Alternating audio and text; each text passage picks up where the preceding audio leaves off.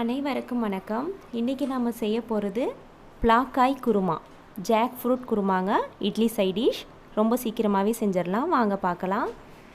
கடாயில் தேவையான அளவு எண்ணெய் சேர்த்து எண்ணெய் நல்லா காஞ்சதும் ஒரு துண்டு பட்டை, ஒரு பிரியாணி இலை, ஒரு அரை ஸ்பூன் அளவுக்கு மிளகு, அதே அளவுக்கு கொஞ்சமாக சோம்பு சேர்த்துக்கலாம். சேர்த்துட்டு இது எல்லாமே நல்லா பொரிஞ்சு வரட்டும்.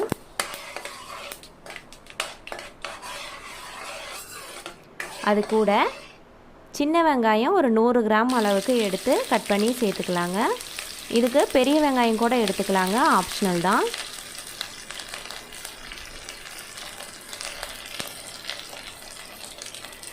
சேர்த்துட்டு இப்போது சின்ன வெங்காயம் நமக்கு பொன்னிறமாக வதங்கி வரணும், அது வரைக்கும் வதக்கிக்கலாம்.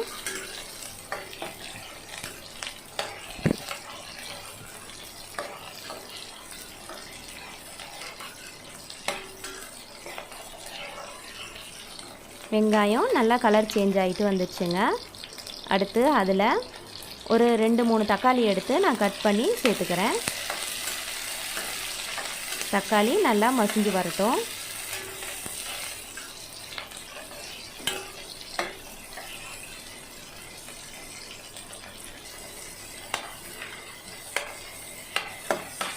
தக்காளி வெந்து வந்துருச்சுங்க.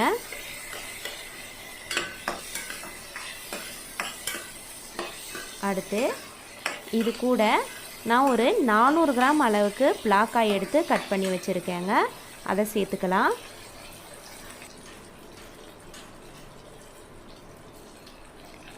பிளாக்காய் வேக வைக்க வேணாங்க, அப்படியே நம்ம டைரெக்டாக வாங்கிட்டு வந்து தோலை மட்டும் எடுத்துகிட்டு இந்த மாதிரி குட்டி குட்டி க்யூப்பாக கட் பண்ணி சேர்த்துக்கலாம். இந்த காய் சீக்கிரமாகவே வெந்துருங்க, ரொம்ப நேரம் டைம்லாம் எடுக்காது.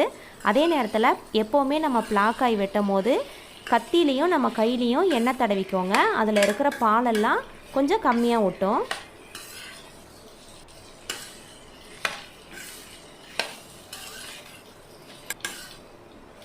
சேர்த்துட்டு இது எல்லாமே நல்லா கிளறி விட்டுருங்க. இதிலே கொஞ்சம் வதக்கிக்கலாம். இப்போது எண்ணெயிலே கொஞ்சம் பிளாக்காய் வதங்கியிருக்குங்க. இதுக்கு இடையில நம்ம ஒரு பேஸ்ட் ரெடி பண்ணிடலாம். தேங்காய் 100 கிராம், பச்சை மிளகாய் 8 எடுத்திருக்கேன், உங்களுக்கு காரத்துக்கு தகுந்த மாதிரி எடுத்துக்கோங்க. ஒரு சின்ன துண்டு பட்டை, ஏலக்காய் 1, சோம்பு, ஜீரகம், மிளகு அரை ஸ்பூன் எடுத்துக்கோங்க. அப்புறம் இஞ்சி பூண்டு கொஞ்சம் எடுத்துகிட்டு இது எல்லாமே நல்லா தண்ணி சேர்த்து நல்லா பேஸ்ட்டாக அரைச்சி எடுத்துகிட்டு வந்துடலாம். நல்லா நைஸாக அரைச்சிக்கோங்க. இப்போது அரைச்சாச்சுங்க. இப்போ இந்த பேஸ்ட்டை இதில் ஆட் பண்ணிடலாம். ஆட் பண்ணிவிட்டு எல்லாமே நல்லா கலந்து விட்டுருங்க, அதோட பச்சை வாசனையும் போகணும். இப்போ இதிலே நம்ம வதக்கிக்கலாம். இப்போது பச்சை வாசனையும் நல்லா போயிடுச்சுங்க. இப்போது இதில் தேவையான அளவு தண்ணீர் சேர்த்துக்கலாம். குருமா கெட்டியாக தாங்க இருக்கணும், தண்ணியெல்லாம் இருக்கக்கூடாது. காய் வேகிற அளவுக்கு மட்டும் தண்ணி சேர்த்துக்கோங்க. சேர்த்துட்டு எல்லாமே நல்லா கலந்து விட்டுருங்க.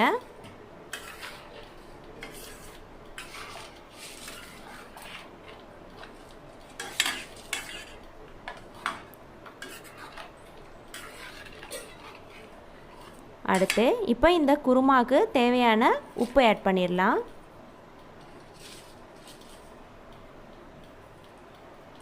ஆட் பண்ணிவிட்டு இதையும் நல்லா கலந்து விட்டுருங்க.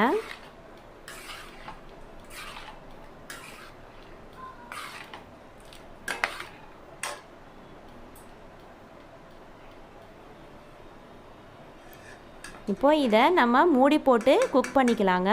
இடையில கிளறி விட்டுக்குங்க, சீக்கிரமாகவே வெந்துடும். அவ்வளோதாங்க. ஓப்பன் பண்ணி பார்த்தோம்னா சூப்பரான குருமா ரெடி ஆயிடுச்சு. காயும் நல்லாவே வெந்திருக்குங்க. எந்த அளவுக்கு சூப்பராக வெந்திருக்கு பாருங்கள். ரொம்பலாம் டைம் எடுக்காதுங்க, குயிக்காகவே வெந்துடும். அவ்வளோதான், நம்ம சூப்பராக ரெடி பண்ணிட்டோம். இதே மாதிரி வீட்டில் நீங்களும் ரெடி பண்ணி பார்த்துட்டு எப்படி இருந்ததுன்னு எனக்கு கமெண்ட்ஸில் சொல்லுங்கள். கூடவே லாஸ்ட்டாக கொஞ்சமாக கொத்தமல்லி இலை தூவிடலாம். அவ்வளோதாங்க, முடிஞ்சிருச்சு. கண்டிப்பாக ட்ரை பண்ணி பாருங்கள். இட்லிக்கு ரொம்பவே சூப்பராக இருக்குங்க, தோசைக்கும் அருமையாக இருக்கும். கண்டிப்பாக ட்ரை பண்ணி பாருங்கள். நன்றி.